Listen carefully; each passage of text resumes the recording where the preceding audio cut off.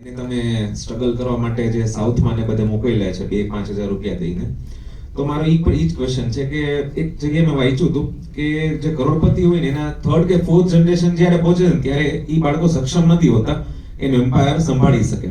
તો એના માટે તમે લોકો સક્ષમ બનવા માટે મોકલો છો, તો ઈ વસ્તુની ટિપ્સ તમારા અત્યારે એક અમને જોતી હતી કે આગળની જનરેશન પણ એટલી જ સક્ષમ બને. કેમ કે પહેલાના ટાઈમમાં સર એવું હતું કે ઘણા બધા બાળકો હતા એટલે સ્ટ્રગલ્સ હતી. હવે વન ચાઇલ્ડ નો કોન્સેપ્ટ થઈ ગયો છે એટલે ઓવર પેમ્પરિંગ ના લીધે એ લોકો સક્ષમ નથી બની શકતા. બહુ સરસ. પગમાં કુમ્હાડા મારો પછી કહો કે વન ચાઇલ્ડ થઈ ગયું, તો કોણ કર્યું? ભગવાને કર્યું? આપણે કર્યું? એટલે પછી તો થાય.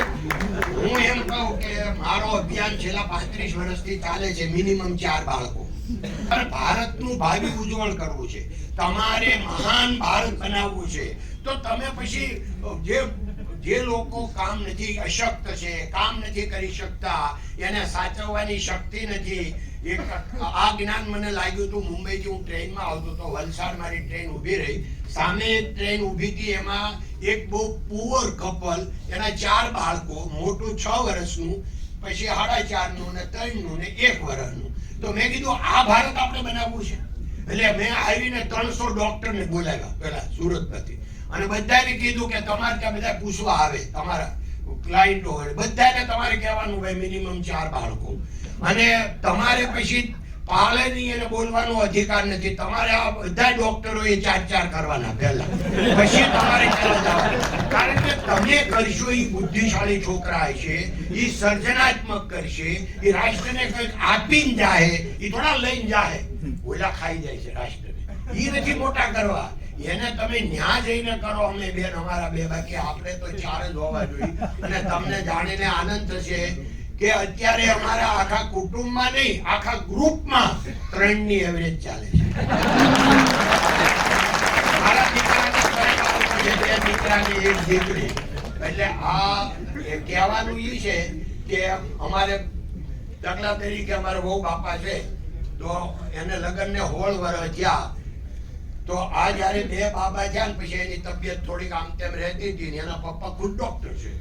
તો એને એમ કીધું કે બધાએ કે તું હવે ભલે કે પણ હવે 3જું બાળક નહીં કરીને તો હાલશે. તો કે નહીં, પપ્પા આખા ગામને કે ને હું ન કરું તો પપ્પા ગામને હું કહીએ કે. બોલો, હવે આવી લક્ષ્મી જેવી બહુ મળી હોય તો કેટલા કુદરતના સદભાગ્ય છે. અને અત્યારે એ 2.5 વર્ષની જે લાડુડી થઈ છે, દીકરી આવી છે, આખા ફેમિલીનો થાક સાંજે ઉતરી જાય. ધન્યવાદ. અને એને કઈ નથી કહેવાનું, પણ એના હાથમાં છે. એને એટલા માટે કે બાળક, તમે ખાલી વિચારી લો કે બાળક કોઈ આપણું માગે કે 10 કરોડમાં આપી દો તો આપણે આપીએ, 100 કરોડમાં આપો તો આપીએ. અરે આ આટલું અમૂલ્ય વસ્તુ ભગવાન ગિફ્ટમાં મફત આપે છે, તો હું કામ નથી લેવી?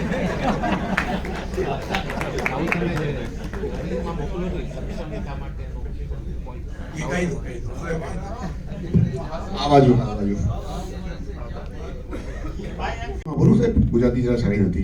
हिंदी में चालશે. मेरा नाम ओम प्रकाश तोती है, वडोदरा से आया हूँ। पिछले साल सूरत बीएनआई के कॉन्क्लेव में आपको सुना था, तो जब पता चला कि आप यहाँ पे आने वाले हैं तो मैंने पहले ही दिन और आज आपसे वापस बात करने का सौभाग्य मिल जाए।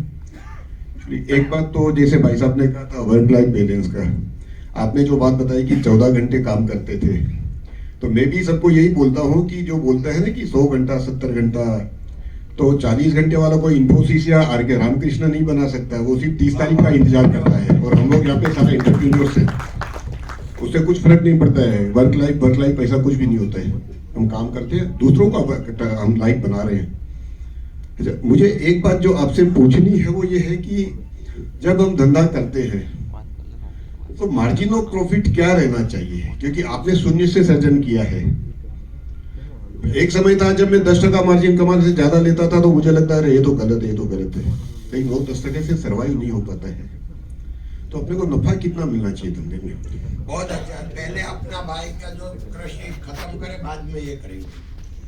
તો અમે લોકો છોકરાઓને જે બહાર મોકલીએ છીએ એના પાછા કારણો છે કે અમારી પાસે એક બેનિફિટ પણ છે કે અમે લોકોએ 20 વર્ષ પહેલા અમે સૌજીભાઈ નક્કી કર્યું કે આ છોકરાઓને આપણે જો એમ કહેવું કે અમે બહુ મહેનત કરીને અમે ગામડામાં આમ કામ કરતા, અમે આમ કરતા, તો એ મોઢે તો નહીં કે ભાઈ વાંહેથી એમ કે તમને ભાન નહોતી તો કરો જ ને હું તો એ આપણી કોઈ વાત સાંભળશે નહીં, તો આપણે સંભળાવીએ નથી, આપણે એને પ્રેક્ટિકલ કરાવીએ તો શું કરું. એટલે સૌથી પહેલા છે ને વડોદરા બાજુમાં તે 2-3 દી મોકલ્યા, અમદાવાદ મોકલ્યા, 3-4 છોકરાને જુદા જુદા 3 દી માટે મોકલ્યા. એટલે એમાંથી પછી લેશન મળ્યું એ છોકરા પાસેથી કે તમને શું લાગ્યું આ 3 દીમાં, એટલે એના જે કાંઈ હવે કરાવાય કે નહીં, તો કે કરાવાય. પછી એટલે એની આખી સિસ્ટમ બનાવી ને સિસ્ટમ બનાવી. એટલે મારા દીકરો 18 વર્ષ પહેલા ગયો હતો, એની યુટ્યુબમાં કથા છે રૂપિયાની કદર, ઓછામાં ઓછા 100 સામયિકમાં ત્યારે આવેલું, અને હૈદરાબાદી ગયો તો. એટલે એની સ્ટોરી એવી છે, કૃષ્ણકાંતભાઈ ઉન્નડકરે લખેલી છે. આજે હું વાંચું ને 18 વર્ષ પછી, આજે પણ હજી હું રોઉં છું એ સ્ટોરી વાંચતી વખતે, એટલી ઇમોશનલી છે. નકર મને જ ખબર છે કે મારો દીકરો હતો, હું હતો, મારી હું સ્થિતિ હતી. એટલે એમ હાવ ઈઝી નથી. જેટલા છોકરા જાય છે અત્યાર સુધીમાં 29 જીએવા, જે છોકરા જાય એનું ઓછામાં ઓછું 4, 5, 6 કિલો વજન ઓછું થાય 5 વીકમાં. એટલું અઘરું. કારણ બીજું અઘરું નથી, અઘરું એવું છે કે આખી દુનિયા છે પણ મારું કોઈ નથી, હું એકલો છું. અને સૌથી મોટું લેશન એમાં એ લોકોને મળે છે કે એને જિંદગીમાં કોઈએ ના પાડી જ નથી. બધા ગોલ્ડન સ્પૂન થી જન્મા, એટલે બધાએ હાયા હા કરી, રાખવા વાળા બેન હોય, ભાઈ હોય, બધા યસ ગેલાવે.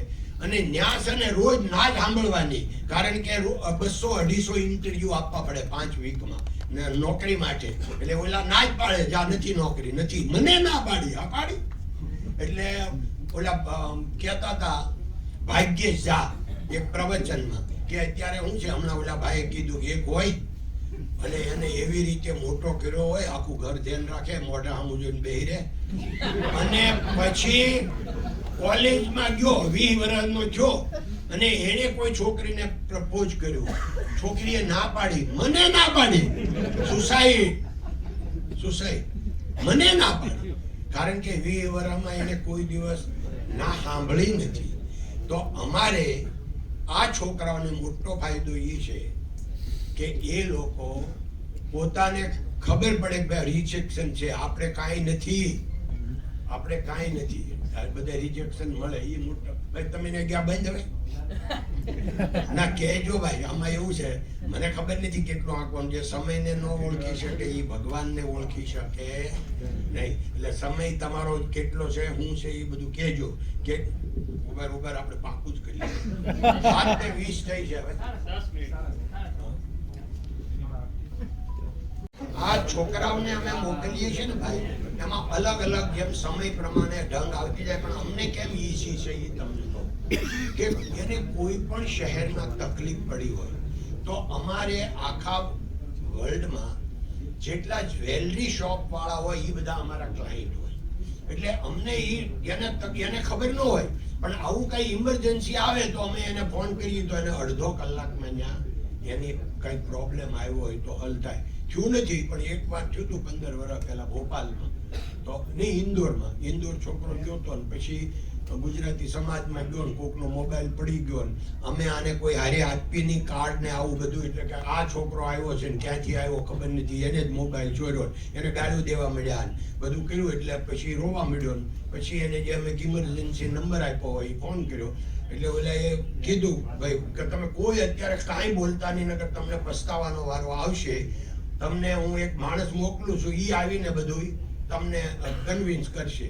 એટલે સીધો જ્વેલરી વાળાને ફોન કર્યો, દીદને પહોંચી ગયા અડધો કલાકમાં. ત્યાં ઓલાનો મોબાઈલ ઓલો ગાડલાના પડમાં હતો, મળી ગયો હતો. એટલે એ ચેપ્ટર તો પૂરું થઈ ગયું હતું. પણ આવું થાય તો અમારી પાસે ઇમરજન્સી આ જગ્યા હોય જે બધા પાસે ન હોય, નંબર વાળા. એટલે કોન્ફિડન્સ રહે એમ મોકલવાનો. હવે આપની વાત હતી આ નફો. જો ભાઈ નફો તો કોમ્પિટિશન હોય એટલો જ હોય. કોઈ પણ અમુક ધંધામાં 1-10% વધારે ગણાય. હવે કોક બિઝનેસમાં ખાલી 5% નફો આવતો હોય તો એમાં 4% ઓછો ગણાય, 6% વધારે ગણાય.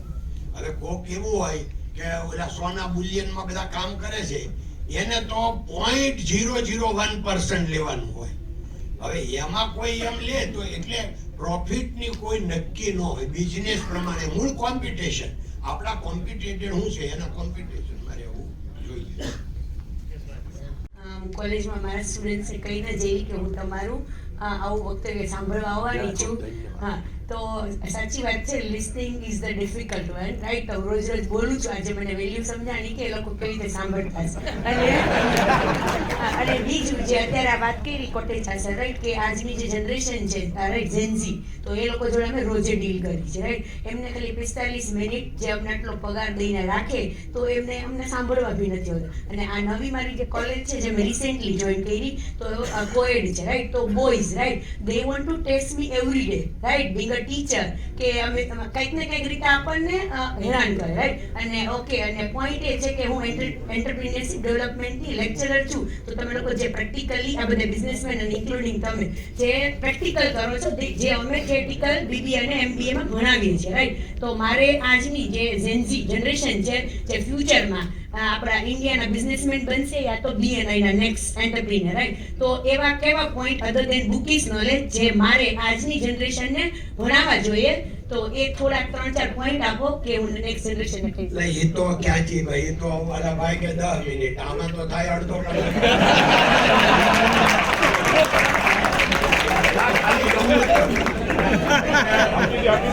હવે આમાંથી તો આપણે સામાન્ય પણ એક લાઈન કહી દઉં કે દુનિયાની કોઈ તાકાત આપણા કોન્ફિડન્સને ઠીક ન કરી શકે. તમારે મેક્સિમમ વાંચન એમાંથી જ મળશે, અને તમારે એ છોકરા જે કરે ને ખાલી હસી આપવાની, એટલે તમે એને કાંઈ તમારી મશ્કરી કરતા હોય તો તમને સાંભળવા તૈયાર થઈ જશે. હા, પણ સર, ને જે ફ્યુચર એન્ટરપ્રિન્યોર બનવાના છે એને કેવી વેલ્યુ શીખવવી જોઈએ? હા હા હા, એ હવે કાગળને પૂછી લેજો.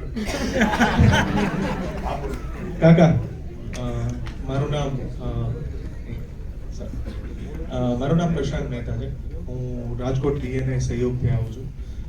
મારે તમને છે ને એક ક્વેશ્ચન એ પૂછવો હતો. આજની અત્યારની જનરેશનમાં બધે મશીન્સ આવી ગયા છે, નવા મશીન આવી ગયા છે, લોકોની જોબ જતી રહે. તો આના વિશે તમારું શું કહેવું છે કે માણસોથી વધારે કામ કરું કે મશીનરી? હું વારંવાર કહું છું કે મશીન છે ને એ રોજ બગડતા જાય. આજ તમે લો ને, પછી આવતીકાલે એનાથી એની શક્તિ ડાઉન જાય. કોઈ પણ મશીન હોય, કોઈ પણ દુનિયાનું.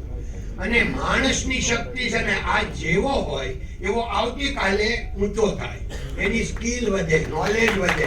એટલે મશીનની તો જરૂર છે, ટેકનોલોજીની જરૂર છે, પણ સાચવવાના માણસોને છે. માણસોને સાચવવા.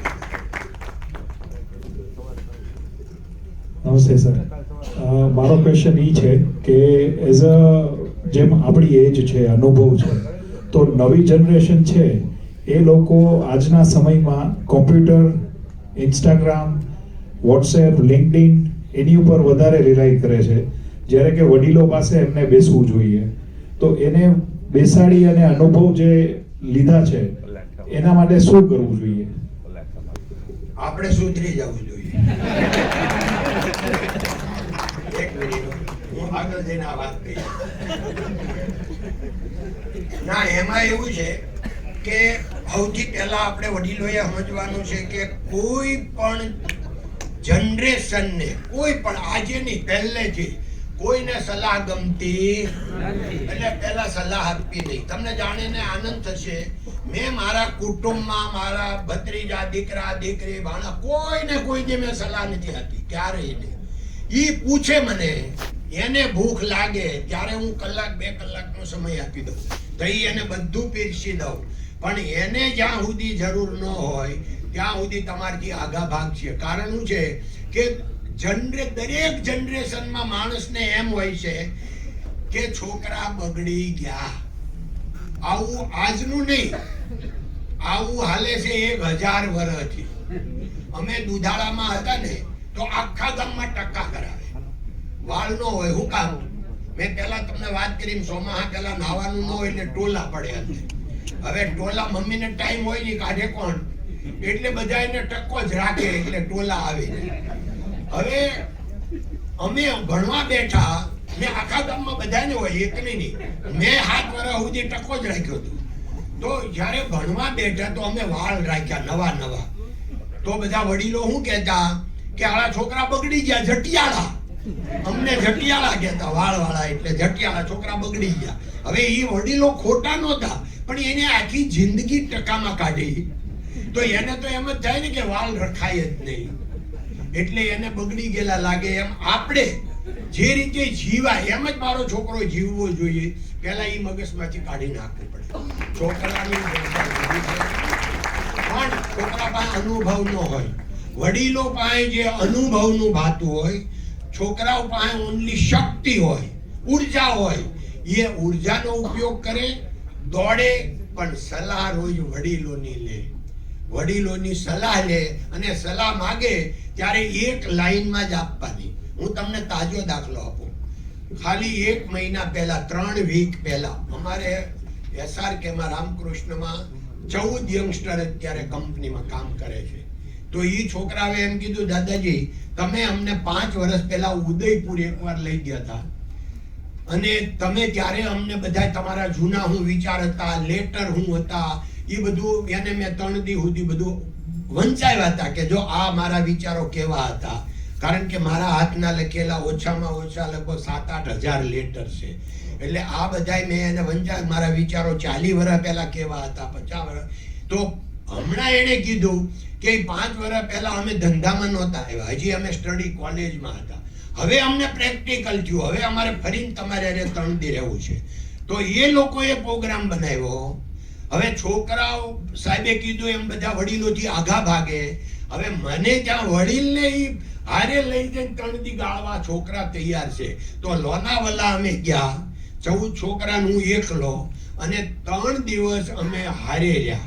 અને એને 3 દિવસ એને જે કાંઈ જોતું હતું, એના પ્રશ્નો હતા, એમાં પ્રોગ્રામ કોઈ નહીં, આવી રીતનો પ્રોગ્રામ નહીં. ગમે તેમ બેસવાનું, ગમે તે વાત કરવાની, વાતમાં જે નીકળે એ કાઢી લેવાનું.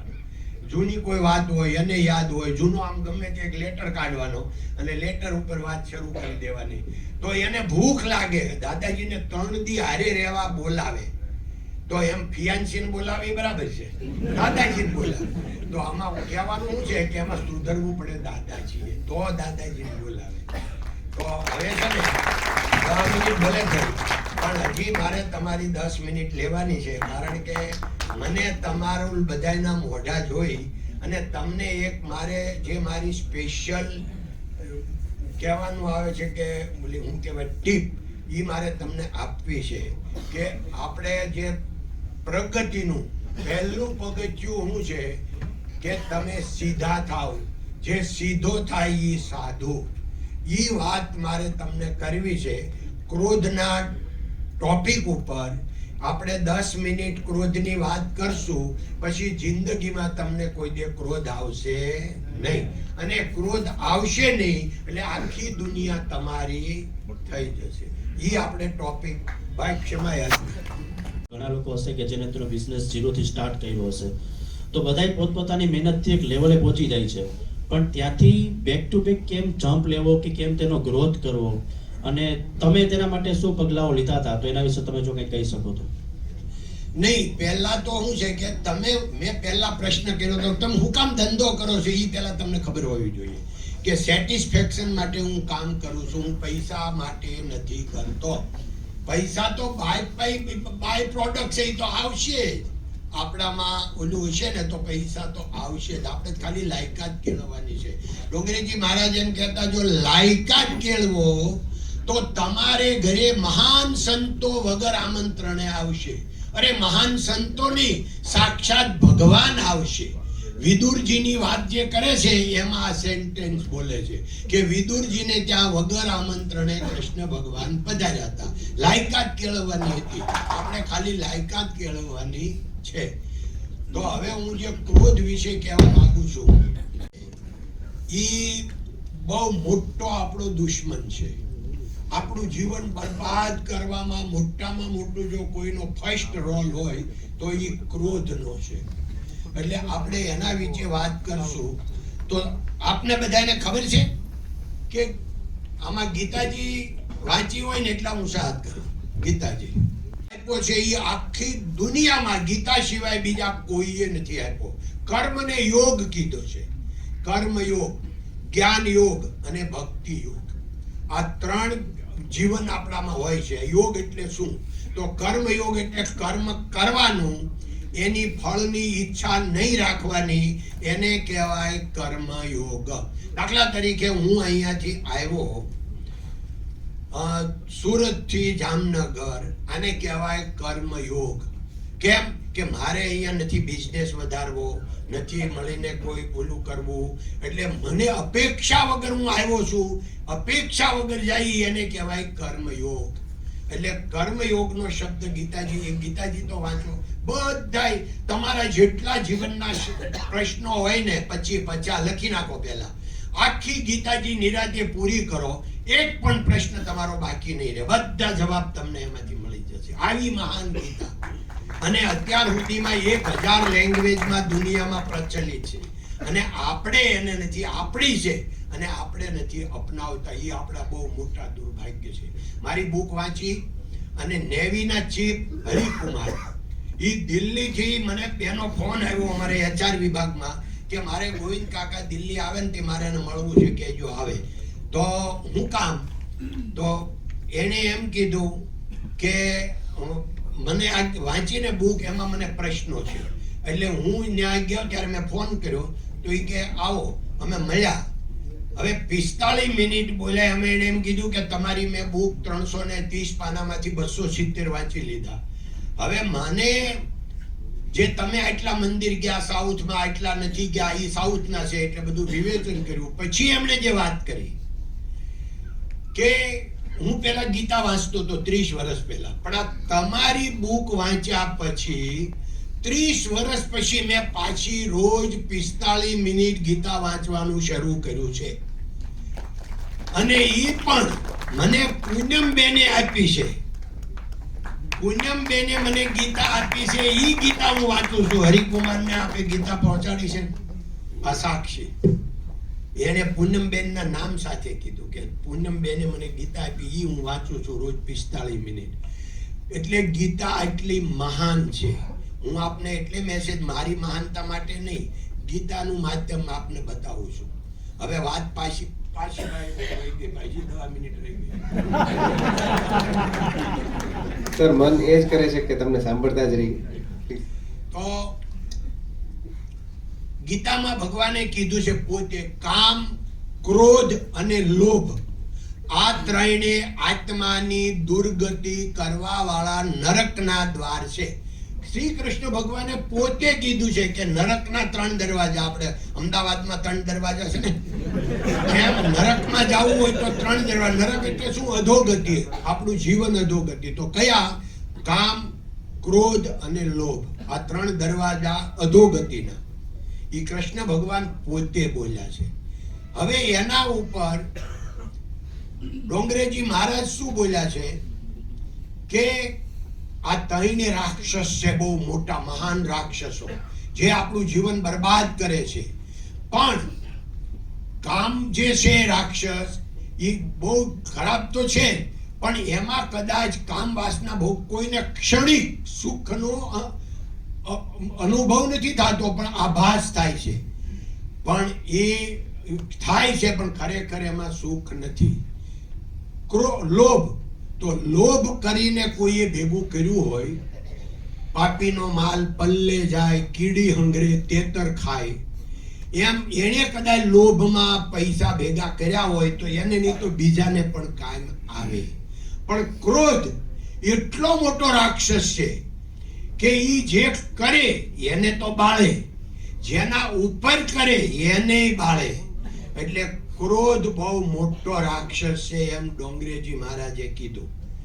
અને ક્રોધ, એક વાર ક્રોધ કરવાથી 1 મહિનાના પુણ્યનો નાશ થાય છે. એ તો આપણે ખાલી એમને બતાવ્યું હોય, પણ આપણને ખબર છે કે 1 વાર ક્રોધ કરવાથી આપણું જીવન બરબાદ થઈ જાય છે. મહિનાનું નહીં, આખું જીવન બરબાદ થઈ જાય છે. કામ, ક્રોધ અને લોભ. મોરારી બાપુએ શું કીધું? તો એને કીધું આ 3 મોટા રાક્ષસો છે, પણ એના તમે પહેલા સમજો, એના કાળ સમજો. કાળ એટલે ટેન્સ, ભાઈ ઇંગ્લિશમાં શું કે ટેન્સ ને, એને ટેન્સ સમજો. તો હવે આમાં આપણે બધાને કહીએ તો લોભનો કયો ભાઈ કાળ કહેવાય? લોભનો ફ્યુચર. પરફેક્ટ ભાઈ, તાલી બજાવો.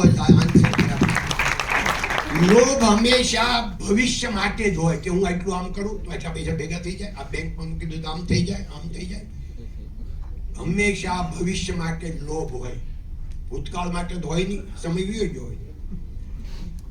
અને કામ તો કામ વાસના હંમેશા પ્રેઝન્ટમાં હોય. ડોંગરેજી મહારાજ એમ કહેતા કોઈ સ્ત્રી ખરાબ નથી, કોઈ પુરુષ ખરાબ નથી, એને મળવો એ સમય ખરાબ છે. એટલે કામ હંમેશા પ્રેઝન્ટમાં હોય, વર્તમાનમાં જ હોય. એ ભૂતકાળમાં ન હોય અને કામ વાસના ભવિષ્ય માટે ન હોય, એ પ્રેઝન્ટ હોય. અને ક્રોધ છે એનો કાળ છે ભૂતકાળ. કે એક્સિડન્ટ થઈ ગયું તો થઈ ગયું, પછી આપણે ઉતરીને 2 લાફા મારીએ, પણ થઈ ગયું. એ કે સામે સાયકલ કે સ્કૂટર વાળો હોય તો, આપણીથી મોટી ગાડી વાળો હોય તો આપણે સોરી કે હાલતા ઓછું ગાળીને આંગળી કૂટાડે. તો આ એનો કાળ હું તો ભૂતકાળ. હવે ડોંગરેજી મોરારી બાપુ સમજાવે કે સાક્ષાત ભગવાન આવે તો ભૂતકાળને બદલી શકે? ન બદલી શકે. સાક્ષાત ભગવાન આવે, થઈ ગયું થઈ ગયું, એક્સિડન્ટ થઈ ગયું, કાચ ફૂટી ગયો, ગ્લાસ ફૂટી ગયો, જે કાંઈ નુકસાન તો થઈ ગયું. હવે હું તો એને સહન કરવાનું છે. સહન કરે તે સુખી થાય. ડોંગરેજી મહારાજનું સેન્ટેન્સ છે, ઘણા સહન શક્તિને કમજોરી સમજે છે પણ સહન શક્તિ એ મહાન શક્તિ છે. આ સેન્ટેન્સ ડોંગરેજી મહારાજનું છે. આ આપણે સેન્ટેન્સ સમજવાનું છે કે ભાઈ એકવાર કાંઈ થયું, મને ક્રોધ આવ્યો, મારે એને ધમકાવવો છે, પણ 1 મિનિટ 2 મિનિટનો ટાઈમ જવા દે, પછી વાત છે. તો 2 મિનિટમાં તમે જે કંઈ કહેવાના હોય ને એનું 10% જ રહે, 90% તો 2 મિનિટમાં પૂરું થઈ જાય. એટલે આપણે આવે ક્યાંથી આ ક્રોધ? આવે ક્યાં? મગજને. હવે આપણે મગજને સમજવાનું છે કે મગજ બનાવ્યું કોણે? ભગવાને. તમે મેં તો બનાવ્યું નથી. 2 ભાઈ સગા હોય, 2 બહેનો સગી હોય, 2 ભાઈ બહેન સગા હોય તો એક સરખા વિચારો ન હોય. કેમ?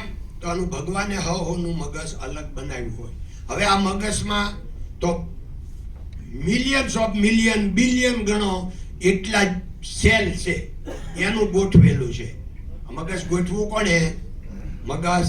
વિચાર ક્યાં આવે? મનમાં. મન ક્યાં હોય? મગજમાં. તો આ મગજને ફિટ કોણે કર્યું? કુદરતે, જેને અદ્રશ્ય શક્તિ આપણે કહીએ છીએ, એને આ ફિટ કર્યું છે.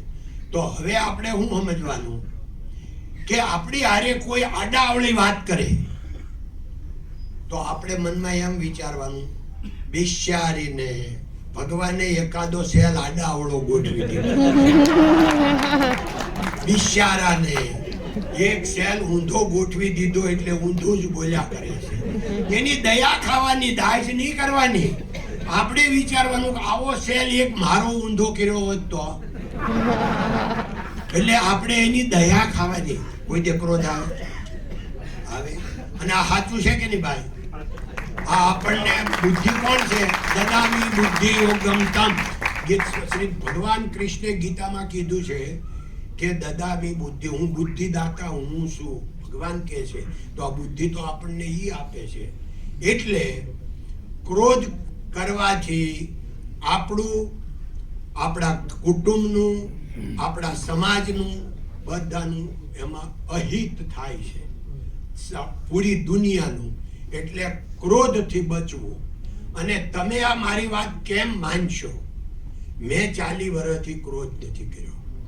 એટલે ડોંગરેજી મહારાજ એમ કહે છે કે જે પાળે નહીં એને બોલવાનો અધિકાર નથી. એટલે હું આ પાલન કરીને બોલું છું એટલે તમને આની ઇફેક્ટ આવશે. એટલે મારે લગ્નને 54 વર્ષ થયા.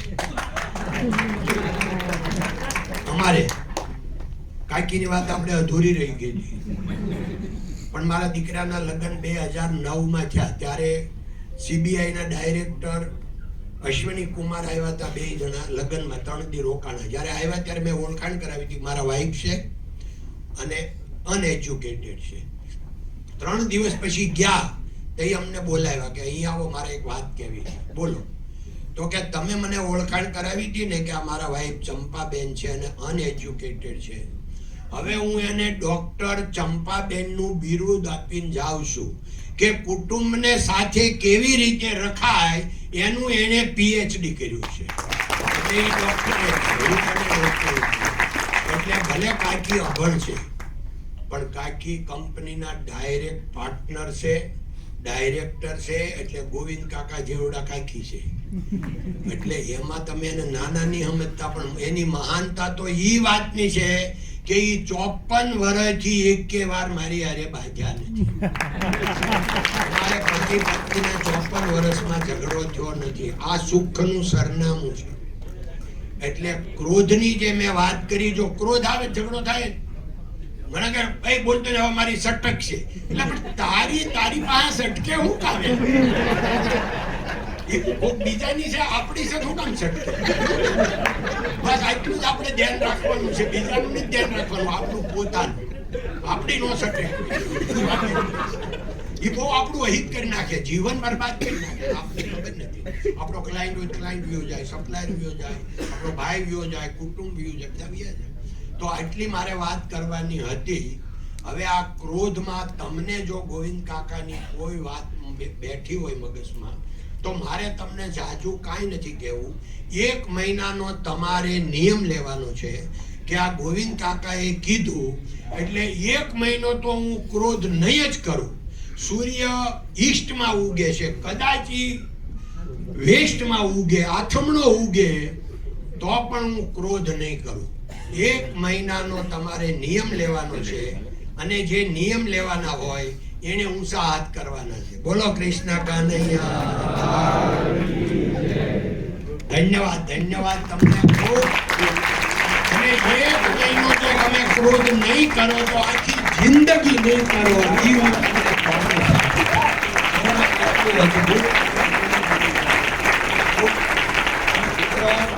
હું તમને પ્યાર આપ્યો, નિસ્વાર્થ પ્યાર આપ્યો, પ્રેમ આપ્યો, તમારે કાંઈ લેવાનું નથી, છતાં તમારી વિશાળ હૃદયની મહાનતાને પ્રણામ કરું છું. મારી વાતમાં તમને કઈ ટચ થયું હોય, તમારા જીવનમાં કદાચ કઈ કામનું હોય, તો એ મારું કાંઈ નથી. ભગવાને મારા થકી બોલાવ્યું છે તમારા માટે, અને તમારા માટે જ આખા પ્રોગ્રામનું આયોજન થયું છે. એ ભગવાનનું આ છે. ભગવાનને આપણે પાડ માનીએ, અને કંઈ કદાચ અજુગતું કહેવાય ગયું હોય એના માટે ક્ષમા યાચના. ધન્યવાદ. ફરીથી BNI ના ઓલ જે ભાઈ છે કમિટી મેમ્બર